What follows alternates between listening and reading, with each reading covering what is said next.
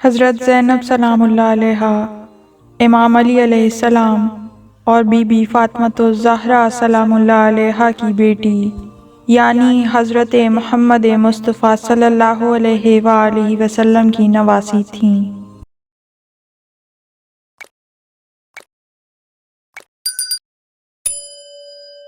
سیدہ زینب سلام اللہ علیہا کی پیدائش پر پورے مدینے میں سرور و شادمانی کی لہر دوڑ گئی، یوں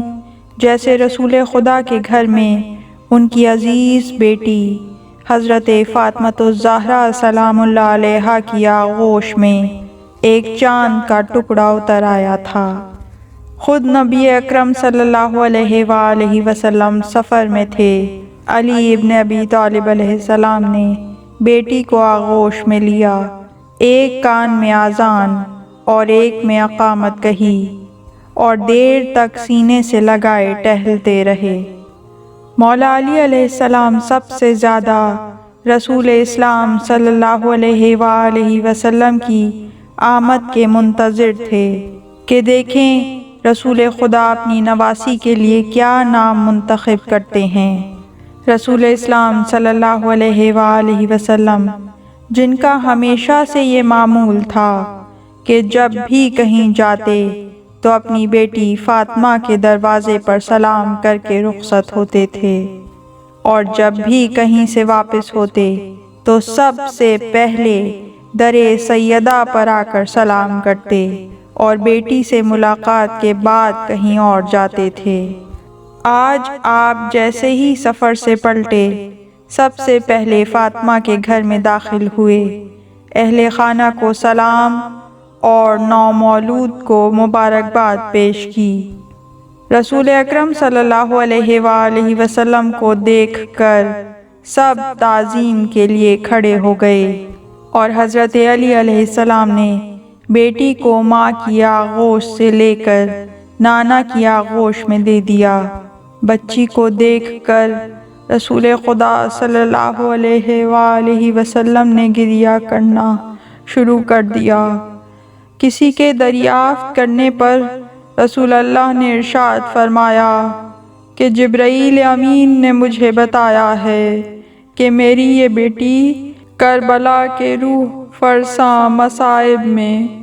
میرے حسین کے ساتھ برابر کی شریک ہوگی۔ اس کے بعد آپ نے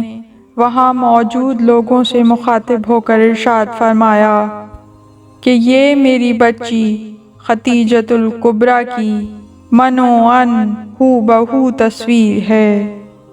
روایت میں ہے کہ رسول خدا صلی اللہ علیہ وآلہ وسلم نے پیار کیا اور کچھ دیر تأمل کے بعد فرمایا، پروردگار عالم نے اس بچی کا نام زینب منتخب کیا ہے، اس لیے کہ زینب کے معنی ہے باپ کی زینت۔ جس طرح عربی زبان میں زین یعنی زینت اور اب یعنی باپ کے ہیں، یعنی باپ کی زینت ہیں۔ رسول خدا صلی اللہ علیہ وآلہ وسلم نے جناب سیدہ زینب طاہرہ سلام اللہ علیہا کو اپنے سینہ اقدس سے لگا لیا اور اپنا رخسار مبارک زینب بنت علی کے رخسار مبارک پر رکھ کر اتنا گریہ کیا کہ آپ کے آنسو چہرہ مبارک پر جاری ہو گئے، کیونکہ وہ جناب سیدہ زینب پر آنے والے مصائب سے آگاہ تھے۔ کتاب قاموس اللغہ میں آیا ہے کہ لفظ زینب اصل میں وہی زین اب ہے کہ جس کے معنی اپنے باپ کی زینت ہے۔ تمام مورخین نے لکھا ہے کہ بلند مقام فرشتے جناب جبرائیل علیہ السلام نے اس مبارک نام کو پروردگار عالم کی طرف سے انتخاب کیا تھا، اور کتنا خوبصورت نام ہے۔ سیدہ زینب طاہرہ سلام اللہ علیہا کا بچپن فضیلتوں کے ایسے پاکیزہ ماحول میں گزرا جو اپنی تمام جہتوں سے کمالات میں گھرا ہوا تھا۔ جن کے بچپن پر نبوت و امامت کا سایہ ہر وقت موجود تھا اور اس پر ہر سمت نورانی اقدار محیط تھیں۔ رسول اسلام نے انہیں اپنی روحانی عنایتوں سے نوازا اور اپنے اخلاق کریمہ سے زینب کبریٰ کی فکری تربیت کی بنیادیں مضبوط و مستحکم کیں۔ نبوت کے بعد امامت کے وارث مولائے کائنات نے انہیں علم و حکمت کی غذا سے سیر کیا۔ عصمت کبریٰ فاطمۃ الزہرا سلام اللہ علیہا نے انہیں ایسی فضیلتوں اور کمالات کے ساتھ پرورش فرمایا کہ جناب زینب تطہیر و تزکیہ نفس کی تصویر بن گئیں۔ اسی کے ساتھ ساتھ حسنین کریمین علیہم السلام نے انہیں بچپن ہی سے اپنی شفقت آمیز توجہ کا شرف بخشا، جو زینب کبریٰ سلام اللہ علیہا کی پاکیزہ تربیت کی وہ پختہ بنیادیں بنیں جن سے اس مخدومہ اعلیٰ کا عہد طفلیت تکمیل انسانی کی ایک مثال بن گیا۔ سید سجاد امام زین العابدین علیہ السلام کی زبان سے بی بی زینب سلام اللہ علیہا کے علم لدنی کا مقام اس طرح بیان ہوا: انتی بحمد اللہ عالمۃ غیر معلمہ و فہمۃ غیر مفہمہ۔ اے پھوپھی جان، آپ الحمدللہ ایسی خاتون ہیں کہ جس کو کسی نے پڑھایا نہیں ہے، اور آپ ایسی عاقل خاتون ہیں کہ کسی نے آپ کو عقل و شعور نہیں دیا۔ شعوری اور فکری تربیت، فضیلتوں اور کرامتوں سے معمور گھر میں رسول اکرم صلی اللہ علیہ وآلہ وسلم اور علی و فاطمہ علیہم السلام کی مانند عظیم ہستیوں کے دامن میں زندگی بسر کرنے والی سیدہ زینب سلام اللہ علیہا کا وجود تاریخ بشریت کا ایک غیر معمولی کردار بن گیا ہے، کیونکہ امام کے الفاظ میں اس عالمہ غیر معلمہ اور عقیلہ بنی ہاشم نے اپنے بے مثل ہوش و ذکاوت سے کام لے کر عصمتی ماحول سے بھرپور فائدہ اٹھایا اور الہی علوم و معارف کے آفتاب و ماہتاب سے علم و معرفت کی کرنیں سمیٹ کر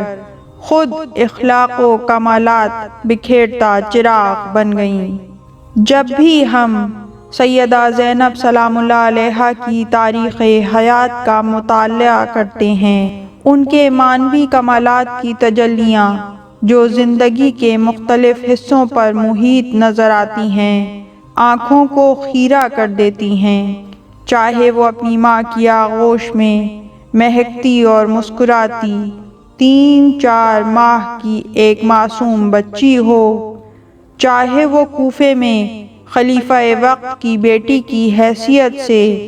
خواتین اسلام کے درمیان اپنے علمی دروس کے ذریعے علم و معرفت کے موتی نچھاور کرنے والی عقیلہ قریش ہوں، یا کربلا کے خون آشام معرکے میں اپنے بھائی حسین ابن علی کی شریک اور پشت پناہ فاتح کوفہ و شام ہوں، ہر جگہ اور ہر منزل پر اپنے وجود اور اپنے کلیدی کردار و عمل کے لحاظ سے منفرد اور لاسانی نظر آتی ہیں۔ روایت کے مطابق سیدہ زینب سلام اللہ علیہا ابھی 4 سال کی بھی نہیں ہوئی تھیں کہ علی ابن ابی طالب علیہ السلام ایک ضرورت مند کے ساتھ گھر میں داخل ہوئے اور جناب فاطمۃ الزہرا سلام اللہ علیہا سے اپنے مہمان کے لیے کھانے کی فرمائش کی۔ معصومہ عالم نے عرض کیا: یا ابا الحسن، اس وقت گھر میں کھانے کو کچھ بھی نہیں ہے، صرف مختصر سی غذا ہے جو میں نے زینب کے لیے رکھی ہوئی ہے۔ یہ سن کر علی و فاطمہ کی عقیلہ و فہیمہ بیٹی دوڑتی ہوئی ماں کے پاس گئیں اور مسکراتے ہوئے کہا، مادر گرامی، میرا کھانا بابا کے مہمان کو کھلا دیجئے، میں بعد میں کھا لوں گی۔ اور ماں نے بیٹی کو سینے سے لگا لیا اور باپ کی آنکھوں میں مسرت و فرحت کی کرنیں بکھر گئیں۔ فرمایا، تم واقعاً زینب ہو۔ سیدہ زینب سلام اللہ علیہا کو حضرت محمد مصطفیٰ صلی اللہ علیہ وآلہ وسلم کی زیارت کرنے اور ان سے سیکھنے کا موقع ملا۔ جب وہ 7 سال کی تھیں تو ان کے نانا کا انتقال ہو گیا۔ اس کے بعد 3 ماہ بعد ان کی مادر گرامی سیدہ فاطمۃ الزہرا سلام اللہ علیہا بھی دار فانی سے رخصت ہو گئیں۔ سیدہ کی رحلت کے بعد علی بن ابی طالب علیہ السلام کے تمام خانگی امور کے علاوہ خواتین اسلام کی تہذیب و تربیت کی ذمہ داریوں کو اس طرح اپنے کاندھوں پر سنبھال لیا کہ تاریخ آپ کو ثانی زہرا اور عقیلہ بنی ہاشم جیسے خطاب عطا کرنے پر مجبور ہو گئی۔ سیدہ زینب نے نبوت و امامت کے بوستان علم و دانش سے معرفت و حکمت کے پھول اس طرح اپنے دامن میں سمیٹ لیے تھے کہ آپ نے احادیث کی روایت اور تفسیر قرآن کے لیے مدینے اور اس کے بعد علی بن ابی طالب علیہ السلام کے دور خلافت میں کوفے کے اندر باقاعدہ مدرسہ کھول رکھا تھا، جہاں خواتین کی ایک بڑی تعداد اسلامی علوم و معارف کی تعلیم حاصل کرتی تھی۔ جناب زینب سلام اللہ علیہا نے اپنے زمانے کی عورتوں کے لیے تعلیم و تربیت کا ایک وسیع دسترخوان بچھا دیا تھا، جہاں بہت سی خواتین آئیں اور اعلیٰ علمی و معنوی مراتب پر فائز ہوئیں۔ امیر المومنین علی بن ابی طالب علیہ السلام نے اپنی بیٹی سیدہ زینب کبریٰ کی شادی اپنے بھتیجے جناب عبداللہ ابن جعفر سے کی تھی، جن کی کفالت و تربیت جناب جعفر طیار کی شہادت کے بعد خود نبی اکرم صلی اللہ علیہ وآلہ وسلم نے اپنے ذمے لے لی تھی، اور رسول اسلام کی رحلت کے بعد علی بن ابی طالب علیہ السلام نے ہی ان کی بھی پرورش کی تھی۔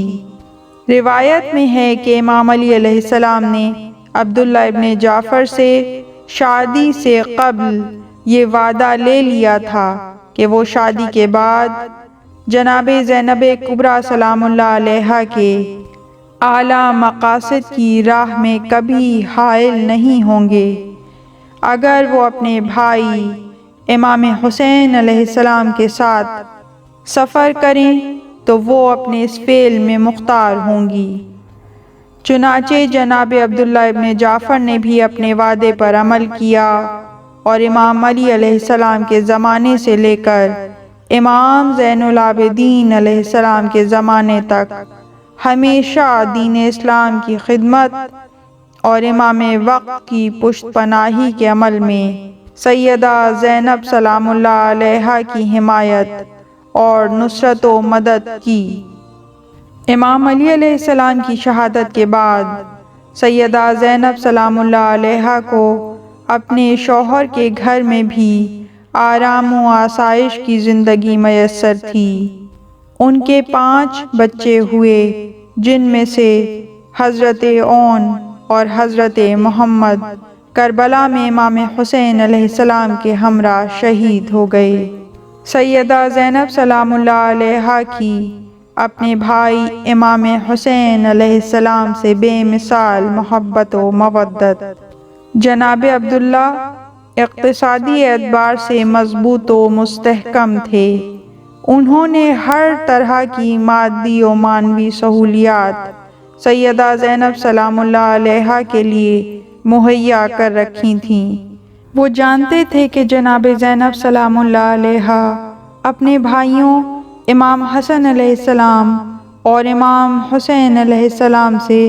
بہت زیادہ محبت کرتی ہیں اور ان کے بغیر نہیں رہ سکتی، لہٰذا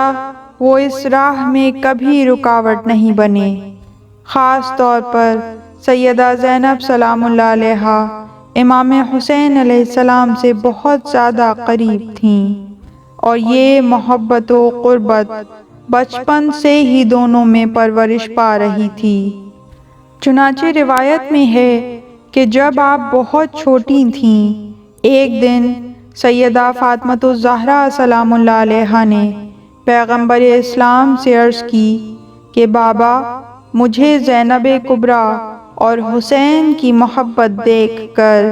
کبھی کبھی حیرت ہوتی ہے کہ یہ لڑکی اگر حسین کو ایک لمحے کے لیے نہیں دیکھتی تو بے چین ہو جاتی ہے۔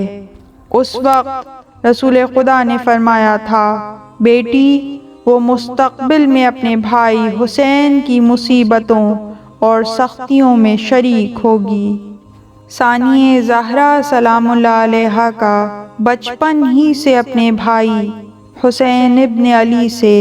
بے مثال محبت و الفت کا یہ عالم تھا کہ روایات میں آتا ہے کہ بچپن میں بھی اگر آپ کو تھوڑی دیر کے لیے امام حسین علیہ السلام کے چہرے کی زیارت نصیب نہ ہوتی تو آپ پر گریہ طاری ہو جاتا تھا۔ یہی وجہ ہے کہ امیر المومنین علی بن ابی طالب علیہ السلام نے شرط نکاح کے طور پر یہ شرط رکھوائی تھی کہ سیدہ زینب سلام اللہ علیہا کو دن میں کم از کم ایک بار حسین ابن علی سے ملاقات کی اجازت ہو۔ یہ محبت و الفت